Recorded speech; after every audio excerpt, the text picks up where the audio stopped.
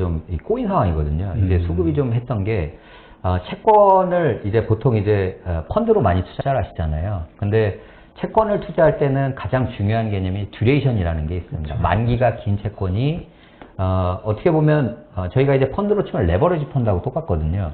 만약에 이제 금리가 1%가 떨어지게 되면 보통 채권은 그냥 쉽게 1%를 가격과 금리가 반대로 움직이거든요. 네. 근데 이게 2년짜리를 하게 되면 1%가 만약에 하락을 하면 이 변동성이 2배가 됩니다. 2%가 되고요. 30년이 되면 1%가 떨어지면 레버리지가 30배가 나옵니다. 그러니까 장기채로 갈수록 굉장히 금리 변동에 따른 가격이 변동성이 이제 굉장히 커지거든요.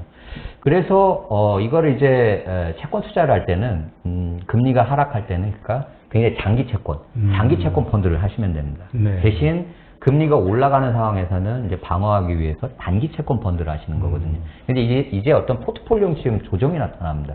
금리 올라갈 거라고 다 보다 보니까 이제 기관들도 그러는 거, 장기채 팔고 이제 단기채 사야 될 때가 됐다. 그러니까 장기채를 파니까 장기금리가 더 많이 올라가는 거죠.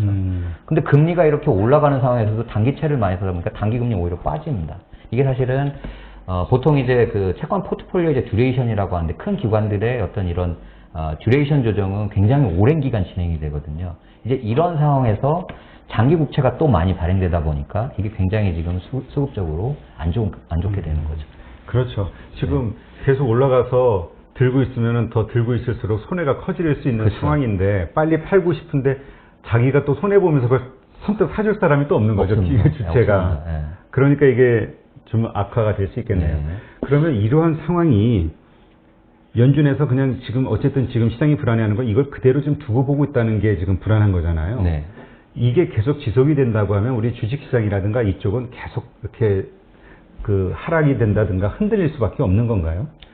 근데 이제 저희가 이제 금리를 보는 이유는 사실 이제 채권 펀드를 투자하지 않는다면 사실 가장 중요한 부분은 시장의 어떤 방향성을 판단하는 이제 가장 중요한 지표입니다. 그래서 금리는 제가 봤을 때는 모든 경제 지표 중에서 가장 중요하다고 보거든요. 근데 금리의 어떤 그 속성을 보면 금리는 우선 이제 어떻게 보면 주식시장에 펀더멘탈이라고 할 수 있는 세 부분에 다 영향을 미친다고 보거든요. 첫 번째는 경기에 영향을 미치고 두 번째로는 이제 할인율에 또 영향을 미치겠죠. 그리고 또 이제 금리 자체가 또 자산 배분을 또 이렇게 조정하게 되는데 그냥 쉽게 얘기하면 작년에 금리가 0.5 미국 금리가 0.5까지 떨어지고 실질 금리가 한 마이너스 1% 되다 보니까 야 이거를 들고 있느니 그냥 손해거든요.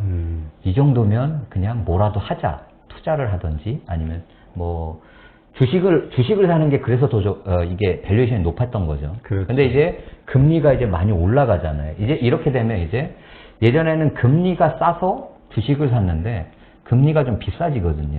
근데 여기서 이제 두 번째 단계가 뭐냐면 경기입니다.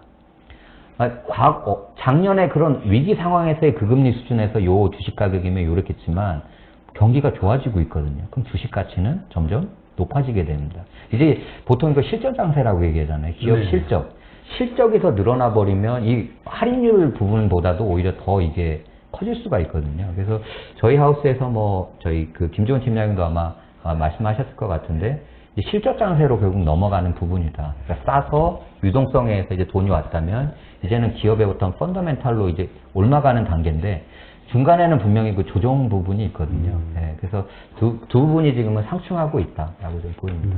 근데 우리가 보통 실적 상세가 시작이 된다고 하면 사실 더 높고 길게 어떤 상승의 어떤 그 뭐라 그럴까 그 기간이 펼쳐진다, 장세가 네. 펼쳐진다 이렇게 이해를 하고 있잖아요. 네. 그건 동의를 하시나요? 네, 그렇습니다. 네. 그러면 지금의 이러한 것들은 일시적인 어떤 조정 현상. 근데 이런 조정 현상이 어쨌든 마무리가 되려면 어떤 일들이 발생이 돼야 이게 정리가 되는 거 아닙니까? 네. 어떤 일들이 발생해야 이게 정리가 될 거라고 보세요? 우선은 금융시장은 결국 변동성이라는 부분이 가장 중요합니다.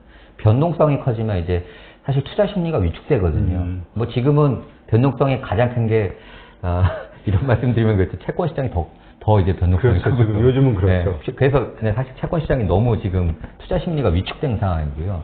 그래서 우선은 어떤 시장이든 좀 조정을 거치기 이제 넘어가기 위해서는 변동성이 우선 줄어들어야 됩니다. 변동성이 어느 정도 줄어들면 이제 다시 이제 어떤 그 시장의 어떤 방향성이 잡히는 어떤 그런 단계로 넘어가지 않을까.